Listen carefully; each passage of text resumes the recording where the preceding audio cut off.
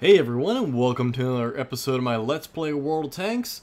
I thought I'd show you guys a great little clip here of my Alecto, one of the very last battles I have in this thing, because I actually was able to wrap it up today and move into the AT2, but I absolutely enjoyed the Alecto. It was a very good time playing it, and it's a very good tank once you learn how to use its derp cannon very effectively.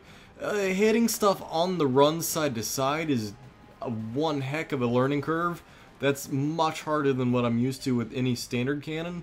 But once you get that part down, it's a lot of learning how to properly lead, properly aim beyond your target based on its, as you saw there, where he was heading, where he was turning, and the trajectory the shell was going to move in. But once I figured that one out, it's not too bad, and it's actually very fun and very nice to use. The learning curve there is, again, having to learn how to properly aim, just like the Hetzer. It's not something that you can, hit a dude that's bolting full speed without a lot of practice. That will take quite a bit of work to do. Now, as for anything else, though, the Alecto does hit very nicely with both the HE and the gold.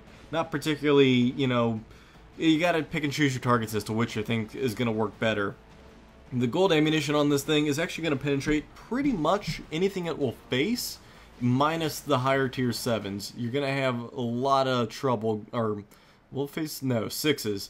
Going in some of the higher 6s, it might have trouble penetrating. You might be better off going with gold and aiming high so that the damage is reflected down onto the top armor where it's the weakest. Now, the nice thing about the Alecto is it is also very fast. So you're not only getting your quick movement or your crazy damage and, well, incredible shell drop because you can actually arc it over hills, but you actually have speed, something that the Hetzer does not have.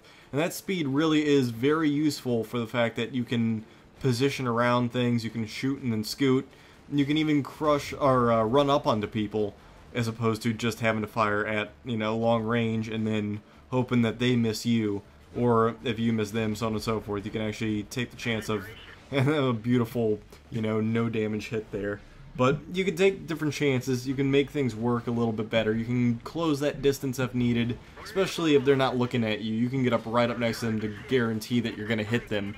And that's just something that with time, you're going to learn how to use different tanks and different guns. And I'm really having a good time with these derpy cannons, even though they're, it's just the superpower one-hit sort of thing that I like in them. They're entertaining if nothing else. And that's what the Alecto is. It is a very entertaining tank. Now, it's a pretty good one, but it's more entertaining than anything else. Especially in the fact that you can't take a hit, you move fast, and you hit like a ton of bricks. And that's some kind of the tanks I enjoy in the lower tiers. Is stuff that just the Alecto is pretty much my top of the lower tier tanks. Sure, I'll probably like the Hetzer better. I remember just having such disdain for the Hetzer when I first played it because the 10.5 wasn't as good as it is now. I don't even remember if it had the 10.5 back when I was playing it. It basically had a 75mm that was just alright at best. But now that it has the 10.5 and everything else, it is pretty freaking awesome. So, just the evolution of the tanks since I used to play them, they've come a long way and have become very fun. So, needless to say, it's, if I were to go back and play the Hetzer and start using that 10.5 and throwing gold, I'm sure I'd have a great time. Even HE would probably be a good time, just to have something lower tiers to run and have fun with. But, it's a different type of breed using those tanks. You definitely gotta know what you're doing. It's not a tank that you can instantly become good at. It does have a learning curve, but once you master that learning curve, you are pretty incredible. So I'm actually bypassing that Lorraine, or is that a Lorraine, or LARM? Or, yeah, it is a Lorraine 39. I bypass him on purpose, because I want to be able to hit the Bison behind him, which is a little bit easier to deal with him going past one, making the Lorraine have to shoot long range. Of course, using my speed to my advantage here, able to take out the Bison, and then I can finally move back to the Lorraine, as opposed to just going at him and having both fire at me. I'd rather, close the distance to one, deal with the other, one-shot him, kill both, makes my life a lot easier, and then wrap up that battle. So, there you have it, one of the better battles of my Alecto as I wrap up that one. and we'll go take a look at the stats for the Alecto here before I run into the AT2. Not a particularly award-winning game there. Only, 1,800 experience on a... Was that on a double or was that just random? I think that was on a double, if I'm not mistaken. Yeah, it's ×2, as I can see as the victory's fading out there. But overall, I mean, yeah, I enjoyed it. It certainly is a fun little tank, and I got to blow up a lot of little things here and there. And I mean, that's kind of the fun of it, is you just blow stuff up randomly here and there. So I damaged the Priest for next to nothing. Killed the Lorraine, killed the A1, the PC4, and the Bison. And I spotted that SU for whatever it's worth. But overall, I mean, I had fun with it. And that's kind of the important part, is you have fun with the tanks that you're using, as opposed to, anything else. If you're not having fun with the tank, then you probably are going to have a rough time working your way through it and grinding through it. If you do have a good time playing it, then grinding it's going to be that much easier. So let's take a look at the team score there, and we can see that I'm on top with 648 damage, and I'm also on top in terms of experience with 617 by the looks of it. Of course, I'm looking at a smaller picture than what you're looking at, but needless to say, not a bad game at all. I think I did pretty well there. 4 kills, of course, but again, it's an Alecto, so not a bad little, outing for it. You'd expect it to do something, at least 1 or 2 kills here and there with either the HE or the gold ammunition the cannon on this thing can put out. So taking a look at the detailed report that we see here, I did 642 damage total and received a potential 270. So obviously more than I think the Alecto actually has. Would have easily killed it, but I took one to the gun, and that, didn't do a whole heck of a lot. When it hit my gun, just broke it, and I could repair that. But overall, not a bad little game, a very short one. So with that said, I'm going to go ahead and I'm going to play the AT2 with a group of my friends and have them actually tell me what to do with it and try and make it work out. It's going to be a little bit of a learning curve and an adventure in it. So let's go ahead and see how that one works out, and we'll go from there, shall we? Turns on a dime, actually. Really? Yep. Nice. Yeah, it doesn't turn too bad. It's just I don't have the fully upgraded crew with the turn rotation. Yep, and a little counter turn on it, and it's so tight that the gun you can actually get on aim quickly. Really? Nice. Well, it's a center-mounted turrets, or center-mounted casement.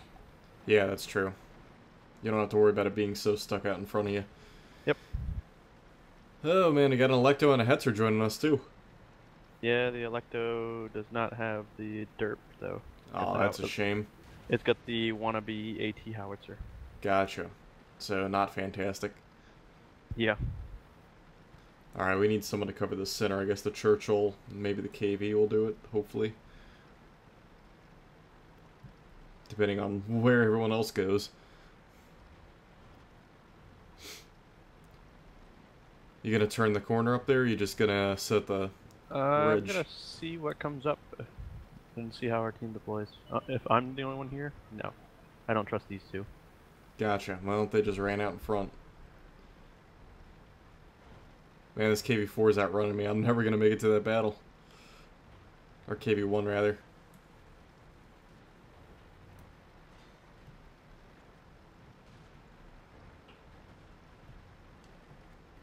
We'll see. Yep, there he goes.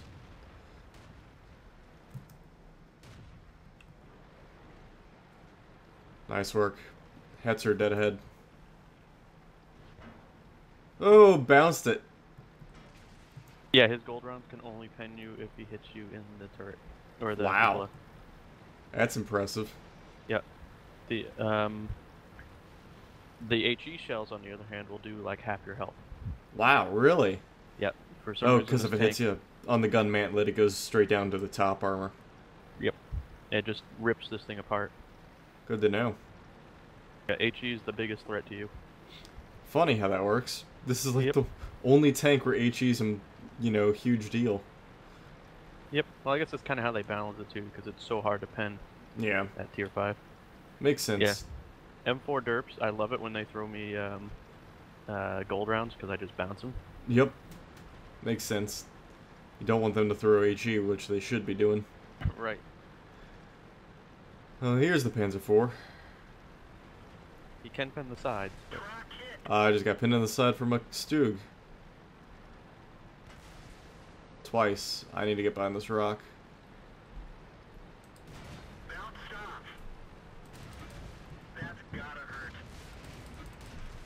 Oh.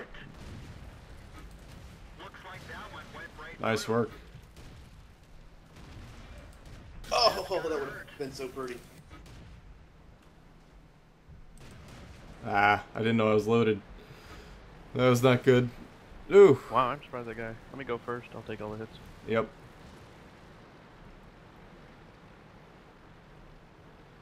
I didn't think that guy could still hit you from where he was. I didn't either. Tell you what, I haven't done squat though. But oh well, still learning. He's dead ahead somewhere. Yeah. I haven't spotted or seen his shots. How you doing up there, Gilly? Okay. Yeah, there's not a whole lot left up there. Nope. Just a T25 and KV1. Never hit KB1 for 300. Wow. Nice. Yeah, the Stu hit me twice and didn't pen, so he started switching to you. Back to you. There he is.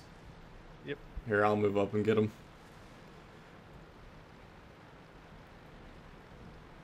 As long as I keep my front to him and don't get nailed by the T25, I should be alright.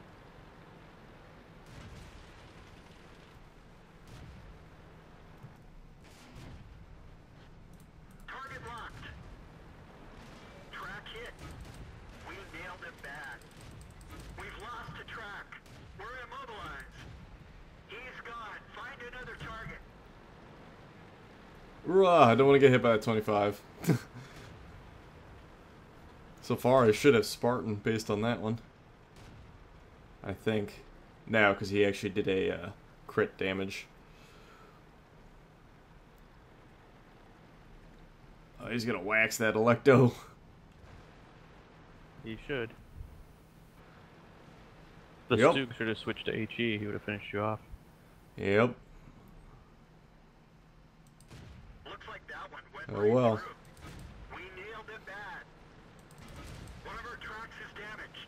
Nice. That works. I'll Working take as it. intended, comrade. Yeah, working as intended, comrade. Damn, we didn't do bad at all. Yep. Nope, third class. No, what's it called? Spartan. Yeah. Because I guess it went right through, or it track damage me instead of anything else. Yep. Okay, well that's an interesting tank. It's going to be fun Yeah. to learn how to play. Yeah, once you get into it, I enjoyed it. Gilly, not so much. Yeah, I just don't like it because it's. I don't know. Yeah. I like the low alpha tanks. Well, Yeah. it's It's just, not that I don't mind low alpha, it's too low. it's crazy fast rate of fire, though, which is nice. Which Alrighty. I may like Well, it when you get that next tank with a 10-round clip. oh yeah, that's true. Alrighty, so what will we do next? Alright, so we go from the AT2, which is a massive increase of armor, to the KV4, which is also even a bigger massive increase in armor. Well, statistically it's only 180, but it actually is much, I don't know, very, very bouncy for whatever particular reason. There is no actual, so I can look, it's slightly sloped armor, maybe like, you know, 15, 20 degrees there, not even 30, maybe 30, but sloped armor nonetheless, but it does add up, because that really does make the KV4 fantastic at bouncing shots, and that's exactly what this is. When I see I'm on the top of the list with the KV here, and take a look at all the other tanks that are on the opposite side, and I see that there's not really too much that can penetrate. The IS-3, yes, it can, but I already know he's on the opposite side. He's in the town. IS-6, if they're throwing gold, they can, or if they get lucky with a roll, they can pin. And of course, then you start going down the list, it's like, the T-34 definitely can. The JP-80, or the JT-88 potentially can, but you can keep working your way down, it's like, there's not a lot there they can pin. So I can stop for nothing, especially since I know for a fact the KV-3 is now tied up for sure over there. All I gotta worry about is the T-34 for the most part, but as with anything, you kind of gotta take your time and make sure you don't screw things up too much. So, doing some little bit of sniping action first, because the KV-4 actually has a very accurate gun at range. Now, it's not exactly the best sniper tank in the game, but at the very beginning onset of the battle, you kind of don't want to rush out there and get yourself killed. Only when you know that you can push up without taking too much of a headache, you can do that sort of thing. But going up against the T-26 E4, very little chance I'm going to do anything to him unless I get lucky and hit right underneath that turret of his. So otherwise, you have the 5916 next to me. The Super Pershing just got destroyed. So I figure, you know what, I'm about to the point where I can go up, just shoot right underneath the belly of this IS-6 real quick. There's a DB, 2 DBs out there. So it's time to go ahead and start pushing up. Why not? Activate the turbo boost there by taking off the speed boost, or the, what is it called? The engine restrictors. And just go ahead and start pushing forward, because not a lot's going to go through me or damage me. There's a bunch of VKs, and then of course the IS-6. That's really about it. And the IS-6, I'm having no trouble whatsoever because of the angle he's popping out at. I can hit that shoulder plate the whole time. So I'll just keep pushing up here. Killed the IS-6. Got to worry about the DBs and the VK. And that's really it. So just keep pushing up. And of course the armor on this thing's fantastic. You saw I just keep bouncing every single shot they throw at me. Nothing's really gone through except for that one. Then again, just bouncing right off. And that's kind of the name of the game, is I just, when I'm reloaded, I fire, and then when I finish the shot, I move up. So the DB got lucky, he penetrated. Of course, it's an option to penetrate. You got to get really lucky to go through. I don't know exactly what sort of a roll you need to do that, but hey, everything's possible. So just keep charging up, because there's no reason for me to stop in this tank. The IS-3 is tied up, the IS-6 and JP-88 are tied up. There are other Super Pershings tied up as well. I can one-shot everything that's left over here that I can see. The 2 VKs are of no threat to me. They're not going through me at all. Not a whole lot can stop me, so why bother stopping? Just keep pushing forward and shooting. And I mean, I don't even have to stop to aim and shoot, because this is a very stable aiming platform normally anyway. Just have to worry about people getting around to the side, and that's really about it. The thing can take quite a beating and keep on trucking. And as you can see, everything else is already still engaged all the way down in the city. They haven't sent anything back. The IS-3 does have a chance to head back if need be, but it's not really doing so. And then I get hit by a great shot by an unknown target, hitting me actually right there underneath the, or on the turret plating. So I'm not really sure how that one was able to penetrate, but you know, sometimes it is. And there's the perpetrator right there, the Tiger. So I'm going to just have to go and collapse onto him. He's only able to do surface damage, which I can actually get a full flesh, or a full facing on him. Of course, I have the support behind me from the JT-88, all these mediums behind me, and then I just have to worry about this Panzer IV-S that's in the center there. Otherwise, everything else is already overextended their reach. The IS-3 is nowhere to be found, still in the city, potentially back further, getting hit again in the side by that Panzer IV, but he's just bouncing left and right. Got the 29 to help me out with the Tiger with a great ammo rack, killing them off. I thought for sure I was going to get a shot off and do even more damage to him, but hey, I'm not arguing with the ammo rack from our 29. Lucky shot sometimes works out. So there you can see the IS-3's committed to the midfield, which is a terrible, terrible mistake. He should have headed back. He was a major threat to me. I probably could go through that front pike if he were to turn one way or the other, but he sadly got himself caught up and got killed by the 288s. So they're all engaged down to the south. There's nothing that can touch me. Just have to worry about them getting on the cap and capping before I do. 4 kills, 2,400 damage that I can see. Not shabby at all. The Panzer IV is the only thing that could potentially reset me at this point. And as you've seen, he bounced off even the side of me. So he's not going to be able to do much. The 150 pin and my side plates are 150 even. So he needs a relatively high roll there in order to actually do anything.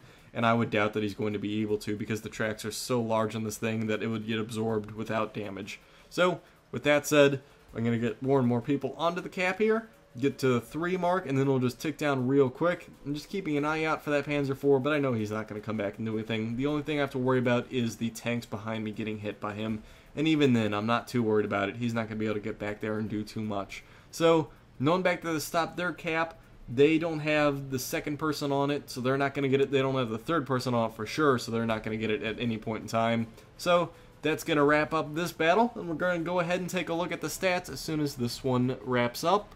And there we go. Okay, let's go take a look at the stats for this battle here. As I sat there, did a bunch of damage, got a bunch of kills, and bounced a lot of shots.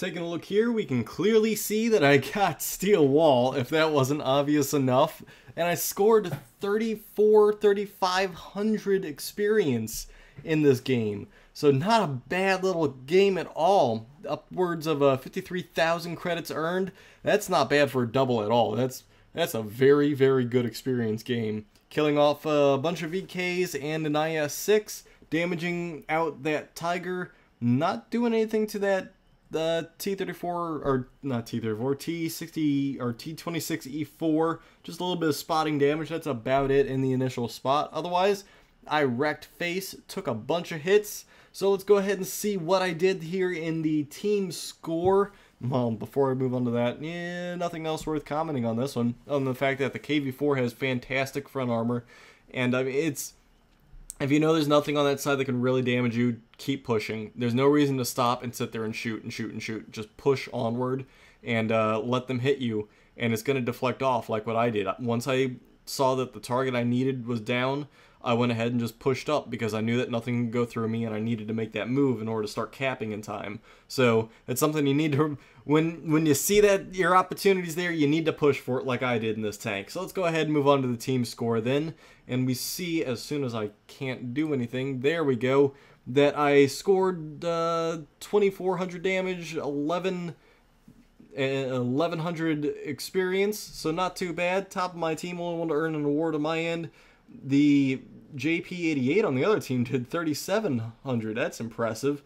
And then not a lot else really worth mentioning over here, so we're going to go ahead and move on to the, the detailed report then.